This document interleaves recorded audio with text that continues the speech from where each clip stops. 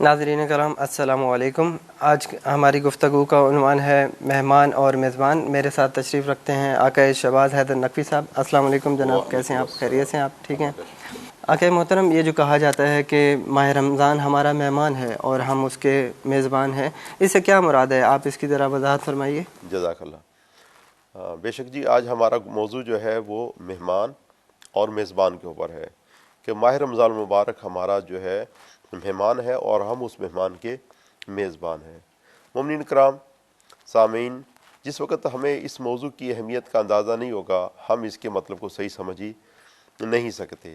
آپ دیکھیے، بہت سے مہمان آتے ہیں میزبان کے پاس، اور اگر میزبان کو ان کی ویلیو کو ہی نہ پتہ ہو، ان کی اہمیت ہی کا نہ اندازہ ہو، تو ہوگا کیا؟ ہوگا یہ کہ میزبان جو ہے وہ اس مہمان کی قدر دانی نہیں کرے گا۔ جب قدر دانی نہیں کرے گا تو ایسے موقع پہ اگر وہ اپنے ساتھ بہت سی چیزیں لے کے آیا ہوگا تو فائدہ نہیں اٹھا سکتا۔ میں آپ کی خدمت میں عرض کرتا ہوں کہ مہمان اور میزبان کئی طرح کے ہوتے ہیں۔ بعض اوقات ایسا ہوتا ہے کہ مہمان بھی بڑا عالی ہوتا ہے اور میزبان بھی بہت ہی کمال والا اور بہت ہی عالی ہے، اور ایک دفعہ ایسا ہے کہ مہمان تو بہت ہی کنجوس ہے اور جو میزبان ہے وہ بھی بہت کنجوس ہے۔ میں آپ کی خدمت میں عرض کرتا ہوں، بہت سی دفعہ آپ نے اتفاق کیا ہوگا اور دیکھا ہوگا اپنے آنکھوں سے کہ آپ کی خدمت میں ایک لطیفے سے اس کو میں واضح کرنا چاہتا ہوں کہ ایک صاحب جو ہے کسی کے ہاں مہمان کے لیے چلے گئے۔ اچھا، میزبان بھی بہت ہی کنجوس تھا اور مہمان اس سے زیادہ کنجوس تھا۔ ہوا یہ کہ میزبان نے کافی کوشش کی کہ مہمان یہ وقت کھانے کا نہ ہو اور اس سے پہلے ہی چلا جائے، لیکن مہمان اس سے بڑا کنجوس تھا۔ وہ رکا رہا یہاں تک کہ وہ کھانے کا وقت ہو گیا، اور وہی بات ہوگی جس بات کا ڈر تھا۔ اب ہوا یہ کہ میزبان نے یہ پھر کوشش کی کہ کسی طریقے سے وہ چلا جائے، لیکن نہیں ہوا۔ اس نے اپنی بیگم سے پوچھا کہ کیا ہے گھر میں، اور اس نے کہا کہ گھر میں تو کچھ بھی نہیں ہے۔ تو لیکن مہمان پھر بھی نہیں گیا۔ بالآخر وہ مجبوری سے اس نے جا کے کچھ تہیا کیا، ایک مرغی لے کے آیا اور اپنی زوجہ کو کچھ سمجھایا کہ اس طرح سے اس کو پکانا کہ پھر دوبارہ مہمان یہاں پہ نہ رکے۔ ہوا یہ کہ اس نے مرغی کو بنایا اور پھر جو ہے وہ آواز دی پردے کے پیچھے سے اپنے شوہر کو کہ آپ آئیے اور وہ سالن کو، غذا کو لے جائیے۔ اب یہ آواز دی تھی کہ مہمان کے لیے کھانا بن گیا، آپ لے جائیے، اور اس کے بعد برتنوں کے ٹوٹنے کی آواز آئی اور گرنے کی آواز آئی اور وہ رونے لگی، اور ادھر جو ہے وہ شوہر نے جوتی پکڑی اور اس زوجہ کے پیچھے چلا گیا کہ یہ کیا کر دیا۔ اس نے کہا جو مہمان کے لیے کھانا بنا تھا وہ کھانا سارا ضائع ہو گیا ہے۔ وہ زوجہ جو ہے وہ رونے لگی اور شوہر نے جوتی پکڑ لی اور دیوار پہ مارنا شروع کر دی جیسے زوجہ کو مارا۔ اب اس دوران میں، جھگڑے کے دوران، انہوں نے دیکھا کہ مہمان غائب ہو گیا ہے اور بہت خوش ہوئے، دونوں میاں بھی بہت خوش ہوئے کہ مہمان غائب ہو گیا ہے۔ اب اس نے شوہر نے اپنی زوجہ سے پوچھا کیا وہ واقعاً سالن گر گیا ہے؟ جو سالن تم نے بنایا تھا مہمان کے لیے وہ واقعاً گر گیا ہے؟ اس نے کہا نہیں، نہ سالن گرا ہے نہ ہی برتن ٹوٹے ہیں، میں تو مذاق کر رہی تھی۔ پیچھے سے صوفے سے وہ مہمان باہر آیا اور کہا کہ میں بھی گیا نہیں ہوں، میں بھی مذاق کر رہا تھا۔ تو اب ایسے موقع پہ میزبان بھی بہت کنجوس ہے اور مہمان بھی بہت کنجوس ہے۔ لیکن مومنین کرام، یہ جو مزاح سے ہم ایک بات سمجھتے ہیں کہ ماہ رمضان المبارک جو ہمارا مہمان بن کے آیا ہے یہ ویسا مہمان نہیں ہے۔ یہ اس کی مثال اگر میں آپ کی خدمت میں دوں، ایسے ہی ہے اگر امریکہ سے، برطانیہ سے یا بیرون ملک سے کوئی صاحب آپ کی طرف مہمان بن کے آتے ہیں اور ساتھ میں ایک ٹرک سامان کا لے کے آتے ہیں، اور سامان کے ٹرک کے ساتھ ڈالروں کی جو ہے وہ تھیلیاں اور بوریاں بھر کے لاتے ہیں۔ اب کون نہ سمجھ ہے جو اس مہمان کا احترام نہیں کرے گا؟ کیسا میزبان ہے؟ اگر اس میزبان کو اس کے احترام میں کچھ تکلیف بھی اٹھانا پڑے وہ اٹھائے گا۔ اگر یہ میزبان جو کہ اپنے ساتھ ڈالر لے کے آیا ہے اور اپنے ساتھ جو ہے سامان ٹرک کا لے کے آیا ہے، اگر ایسے مہمان کو اٹھا کے کندھوں پہ بھی لے کے جانا پڑے، یہ لے کے جائے گا، اس لیے کہ یہ خالی ہاتھ نہیں آیا ہے۔ اگر ہمیں یہ معرفت ہو گئی، اگر ہمیں یہ شعور ہو گیا کہ ماہ رمضان المبارک اپنے ساتھ کیا لے کے آیا ہے، تو آپ یقین کیجئے کہ جتنی بھی زحمت اٹھانی پڑے ہمیں اس شعور کی بدولت اور اس علم اور معرفت کی بدولت، ہمیں جتنی بھی زحمت کرنی پڑے، ہم اس کو جو ماہ رمضان المبارک کو بہت ہی استقبال کے ساتھ کریں گے۔ اس کا جو ہے نا وہ احترام بہت ہی دل کے ساتھ کریں گے، اس لیے کہ ہمارے ساتھ بہت ہی سے تحفے لے کے آیا ہے۔ اگر آپ دیکھیے کہ ماہ رمضان المبارک کیا لے کے آیا ہے، تو سب سے پہلے نبی دو عالم فرماتے ہیں ماہ رمضان المبارک کی آمد پہ، ایھا الناس، اے لوگو، یہ رمضان المبارک تمہارا مہمان بن کے آیا ہے، انہ قد اقبل الیکم، اس نے تمہاری طرف اقبال کیا ہے، تم اس کا استقبال کرو، یہ مہمان بن کے آیا ہے، تم اس کی میزبانی کرو۔ اور یہ کیسا مہینہ ہے؟ فرمایا شہر اللہ، دیکھو یہ مہینہ اور نہیں ہے، یہ اللہ کا مہینہ ہے۔ کچھ لوگ جو ہے باہر کے ملک سے آ جائیں، لوگ ان کا اتنا احترام کرتے ہیں، اور جو خدا کی بارگاہ سے آ جائیں۔ ایک قوم ایسی سی جس نے کہا کہ بار الہ تیری طرف سے اگر کھانا آ جائے تو ہمارے لیے عید ہے۔ تو جب قوموں کا شعور اتنا ہے کہ اگر خدا کی طرف سے کھانا آ جائے تو وہ عید ہے، اور اس خدا کی بارگاہ سے اگر کچھ اور آ جائے، یعنی محبوب کی جانب سے، معشوق کی جانب سے، مطلوب و مقصود کی جانب سے جو کچھ بھی آ جائے وہ ہمارے لیے عید بن جاتا ہے۔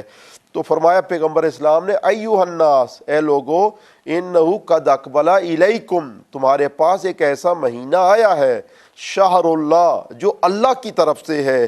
اور دیکھو یہ خالی ہاتھ نہیں آیا، اگر اس کے دامن کو دیکھو گے تو بالبرکت والرحمت والمغفرت، یہ برکتیں ساتھ میں لایا ہے، یہ رحمتیں ساتھ میں لایا ہے، یہ مغفرتیں ساتھ میں لایا ہے۔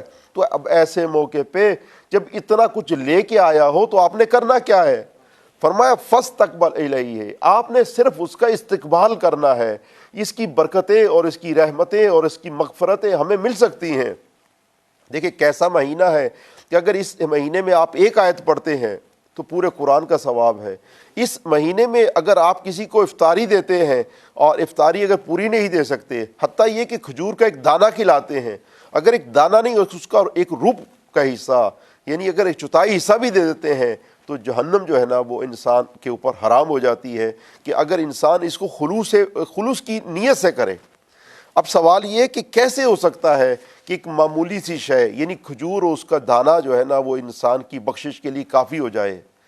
یہ سوال جب امیر المومنین علی ابن ابی طالب سے پوچھا گیا کہ یا علی، ایک کم چیز انسان کی بخشش کا سامان کیسے بن سکتی ہے؟ آپ نے فرمایا کیف یقل ما یتقبل، نادا تو یہ نہیں دیکھتا کہ وہ چیز کم کیسے ہے جسے خدا نے قبول کیا ہے، یعنی کہ جس چیز کو خداوند متعال قبول کر لیتا ہے وہ کم نہیں ہو سکتی۔ اگر ایک کھجور کا دانہ بھی خدا قبول کر لے وہ کیسے کم ہو سکتا ہے؟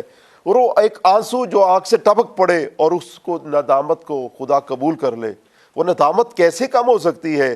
اور آپ دیکھیے کہ وہ آپ نے اہل بیت اطہار نے جب روزے رکھے ہیں تو پانی کے ساتھ افطاری کی ہے، اور جب مسکین آیا، یتیم آیا اور اسیر آیا تو آپ نے وہی خشک روٹیاں جو جناب سیدہ نے اپنے لیے بنائی، وہ دیسی گھی کے ساتھ تلے ہوئے پراٹھے نہیں تھے، بازار دنیا میں اس کی کوئی ویلیو نہیں تھی، لیکن اگر معمولی آپ دکاندار کے پاس بھی جائیے تو اس کی روٹی سے بھی وہ خشک تھیں۔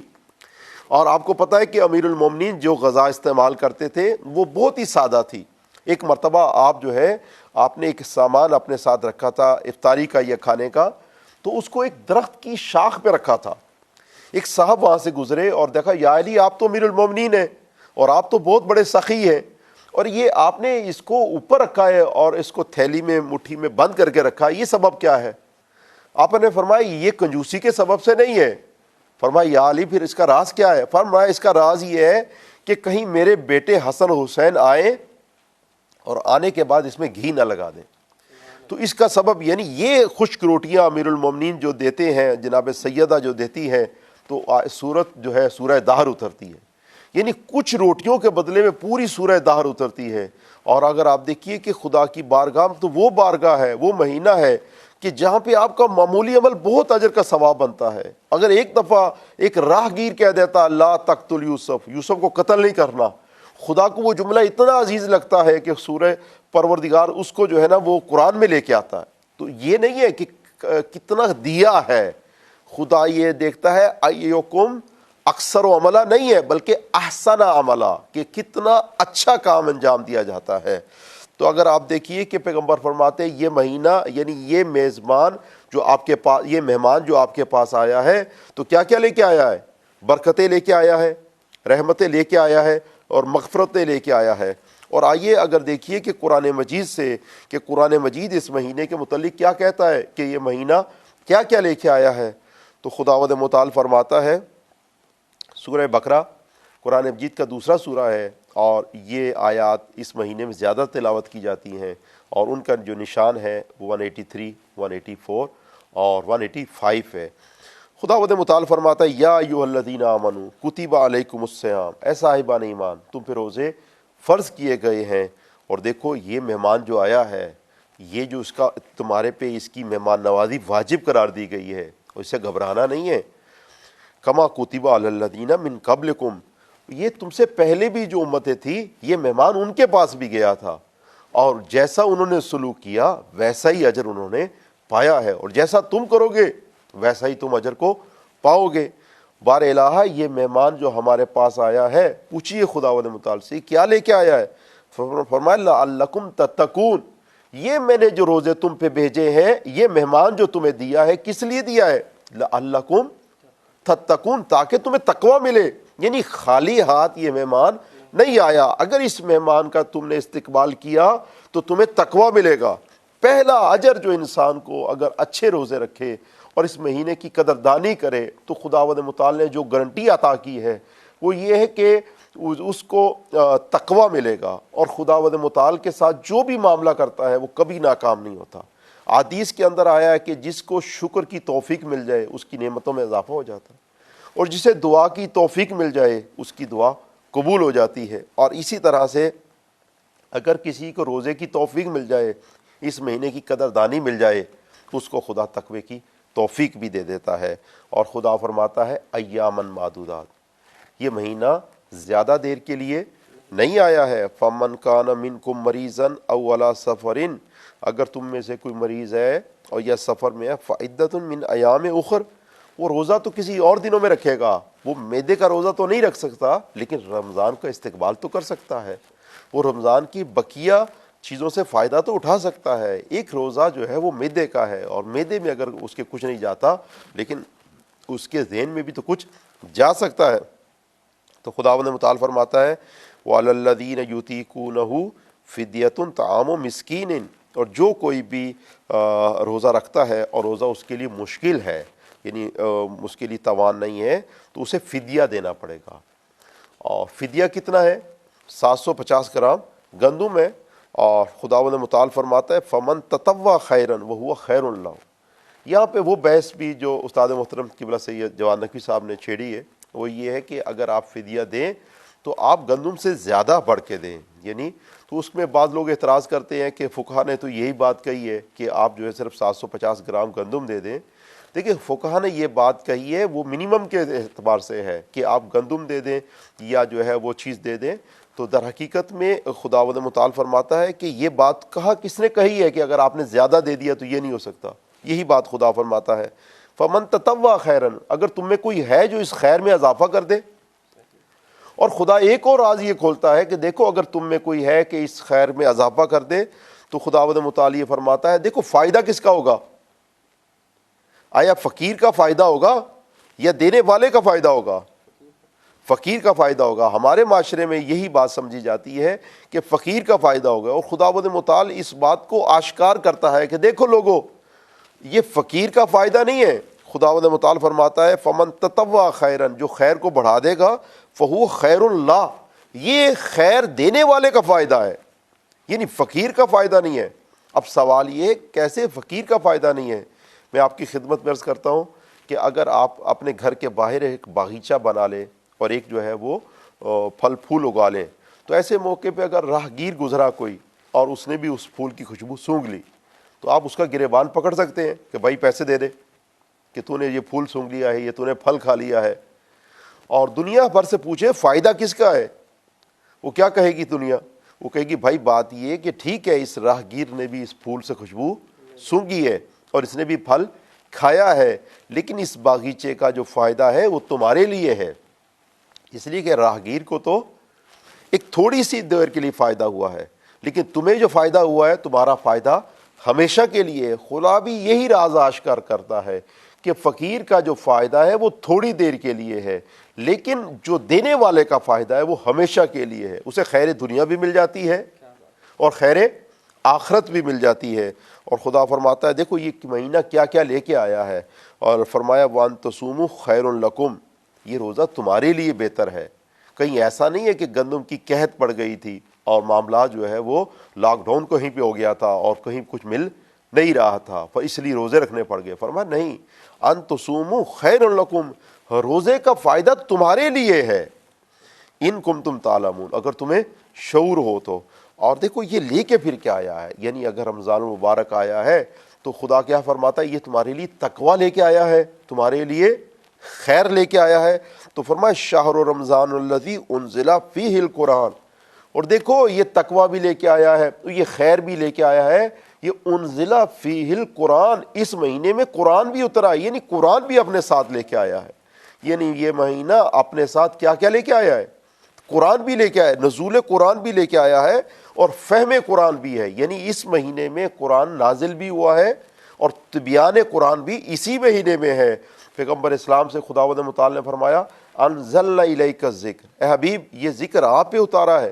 اور اتارنے کا مقصد کیا ہے، یعنی نزول تو ہوا، اس کا مقصد کیا ہے، فرمایا لتبین للناس، تاکہ آپ لوگوں کو تبیان کریں. یعنی نزول بھی اسی مہینے میں اور قرآن کا بیان بھی اسی مہینے میں ہے. اور فرمایا کہ شہر رمضان الذی انزل فیہ القرآن ھدی للناس، اور یہ ہدایت ہے کس کے لیے، انسانوں کے لیے. یعنی اور کیا لے کے آیا ہے، یہ ہدایت بھی لے کے آیا ہے، وہ بینات، اور یہ دلائل بھی لے کے آیا ہے. یہ مہینہ ایسے نہیں آیا، اپنے ساتھ اپنی گودی میں دلائل بھی لے کے آیا، من الہدی والفرقان، اور اس کے ساتھ ہدایت کے دلائل ہیں، والفرقان، اور یہ فرقان بھی لے کے آیا ہے. یعنی ایک ایسی صلاحیت لے کے آیا ہے جس سے انسان حق اور باطل کی تشخیص کر سکتا ہے. اور پھر پروردگار دو عالم فرماتا ہے، آگے چل کے فرماتا ہے لعلکم تشکرون، یہ مہینہ جو آیا ہے تمہارے ساتھ شکر کی توفیق بھی لے کے آیا ہے. یعنی یہ مہینہ ایسے ہی نہیں آیا ہے. تو اگر قرآن مجید کے حساب سے دیکھا جائے تو قرآن مجید یعنی کیا بتاتا ہے کہ یہ مہینہ کس لیے آیا ہے. یہ مہینہ جو آیا ہے، وہ مہمان جو آیا ہے یہ خالی ہاتھ نہیں آیا، تقوی اپنے ساتھ لایا ہے، ہدایت اپنے ساتھ لایا ہے، بینات اپنے ساتھ لایا ہے، خیر اپنے ساتھ لایا ہے، نزول قرآن اپنے ساتھ لایا ہے، تبیان قرآن اپنے ساتھ لایا ہے، اور فرقان بھی اپنے ساتھ لایا ہے. اور پیغمبر سے اگر پوچھا جائے تو یا رسول اللہ یہ مہینہ آیا ہے تو کیسا آیا ہے، فرمایا بالبرکت والرحمت والمغفرت، برکتیں بھی ساتھ لایا ہے اور بخشش بھی ساتھ لایا ہے اور مغفرت بھی ساتھ لایا ہے. تو یہ وہ مہمان ہے جو خالی ہاتھ نہیں آیا. اگر ہمیں اس مہمان کا پتہ چل جائے کہ اتنا کچھ لے کے آیا ہے تو ہمارا جو استقبال ہے وہ کسی اور انداز کا ہو جائے گا. آقا محترم ماشاءاللہ بہت خوبصورت انداز میں آپ نے اس ماہ رمضان اور اس مہمان کی فضیلت کو بیان کیا. آپ ذرا ہمارے لیے یہ بیان فرمائیں کہ ائمہ طاہرین علیہ السلام اس مہمان کا استقبال کیسے کیا کرتے تھے. ائمہ طاہرین کی اگر زندگی میں دیکھیں تو ایسے استقبال کیا کرتے تھے جیسے گھر کے اندر دلہن کا استقبال کیا جاتا ہے. آپ دیکھیے دلہن جب آتی ہے تو اس گھر کو بالکل سجا دیا جاتا ہے، اس کا ہر طور طریقہ بدل دیا جاتا ہے، اس لیے کہ ایک مہمان آ رہا ہے.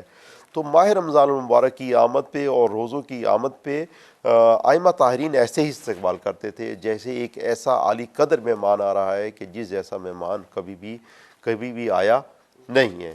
اور اسی وجہ سے جب جاتا تھا یہ رمضان المبارک تو اس طرح سے افسردگی کا اظہار کرتے تھے. ایسے آپ جو ہے وہ ائمہ طاہرین، حتیٰ یہ کہ سید سجاد کی زندگی میں ملتا ہے کہ آپ اتنی گریہ و زاری کرتے جیسے ایک باپ بیٹے کے جنازے پہ کرتا ہے.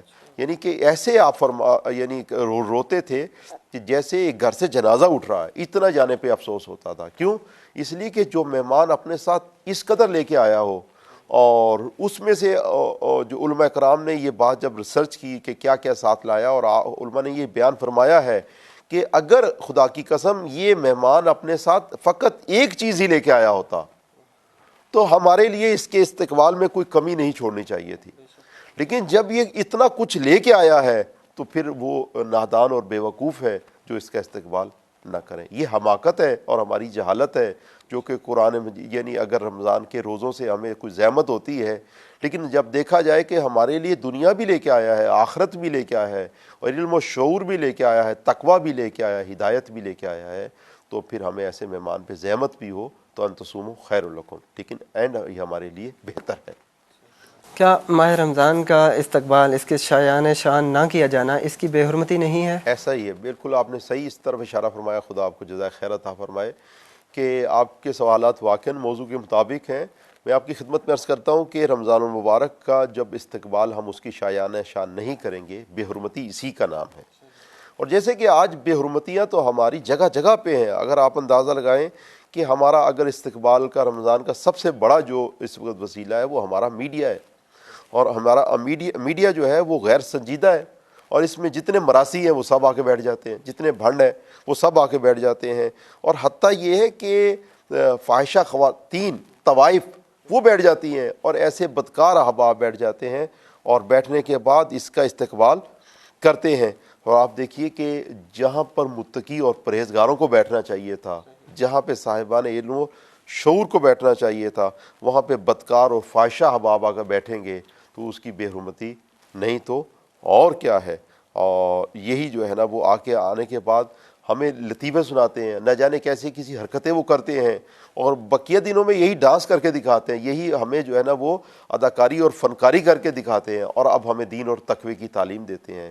تو ایسے خبیث انسانوں سے ہمیں تقوی کا حصول کرنا یہی بے حرمتی اور یہی جو ہے نا وہ اس کے خلاف ہے۔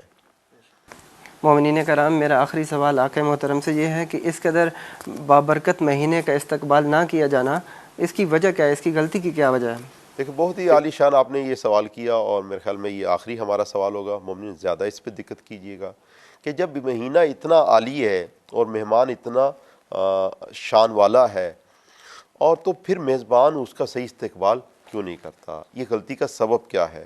میں نے آپ کی خدمت میں عرض کیا کہ در حقیقت میں اس کی غلطی کا ایک بہت بڑا سبب وہ ہمارا ناسنجیدہ ہونا ہے، کیونکہ ہمارے جتنے بھی کام ہیں وہ غیر سنجیدگی کے ساتھ ہیں، کامیڈی کے ساتھ ہیں۔ اور اگر آپ دیکھیے کہ خدا نخواستہ یعنی نعوذ باللہ اگر کہیں فوتگی کی خبر بھی دی جائے کہ ایک دھماکہ ہو گیا ہے اور وہاں پہ 50 احباب مر گئے ہیں، تو ایک جو ہے وہ لوگ ہنس رہے ہوتے ہیں اور اس میں بتا دیتے ہیں جی 50 بندے مر گئے۔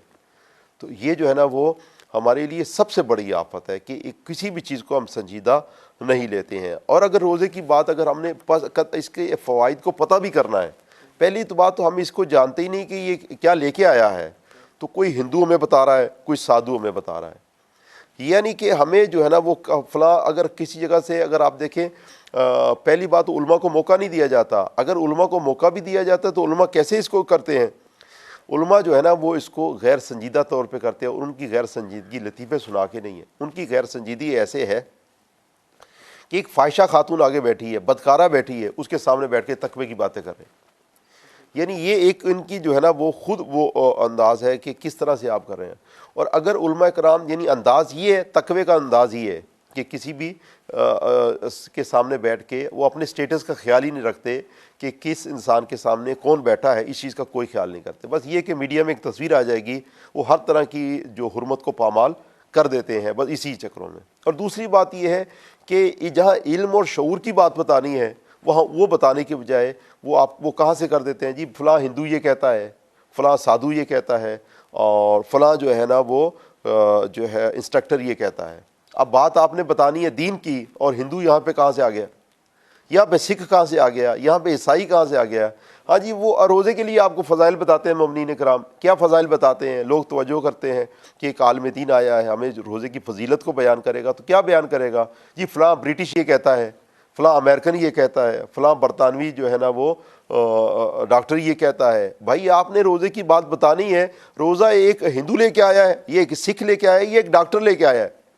ڈاکٹروں کو بٹھایا جاتا ہے، اگر نہیں بتایا جاتا تو قرآن کو نہیں بتایا جاتا، اگر نہیں کھولا جاتا اس مہینے میں تو قرآن ہی نہیں کھولا جاتا۔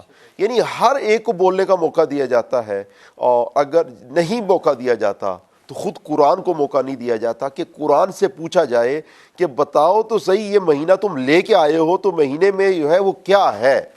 یہ جو سب سے بڑی آفت ہمارے پاس آئی ہے کہ ہم ہماری سب سے بڑی غلطی ہے کہ ہم اس کو جو قرآن سے نہیں پوچھتے۔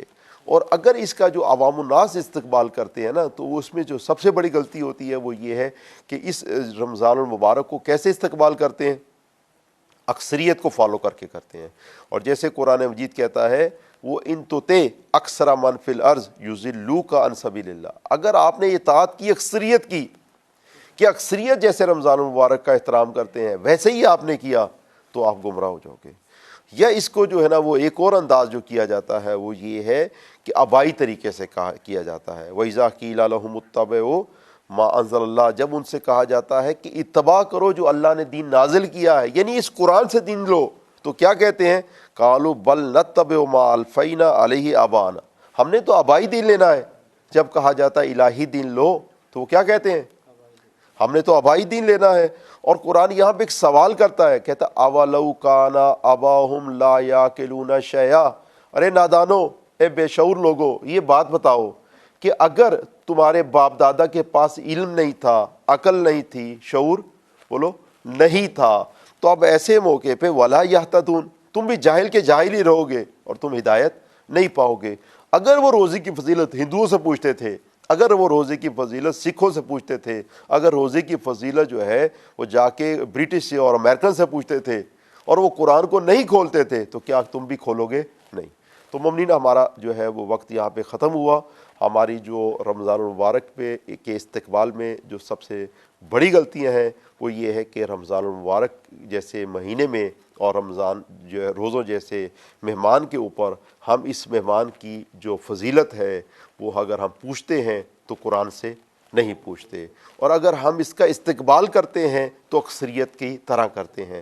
اور قرآن کہتا ہے ان تُطِع اکثر من فی الارض، اگر آپ نے اکثریت کی طرح استقبال کیا فَيُضِلُّوكَ عَنْ سَبِيلِ اللَّهِ، تو تم اکثریت کے پیچھے تو چلو گے لیکن راہ حق کو گوا دو گے. انشاءاللہ اسی امید کے ساتھ جو ہے خدا ہمیں توفیق عطا فرمائے کہ ہم اس روزے کا استقبال ویسے ہی کریں جیسے کہ ہمارے خدا نے ہمیں بتایا ہے اور جیسے اہل بیت اطہار نے بتایا.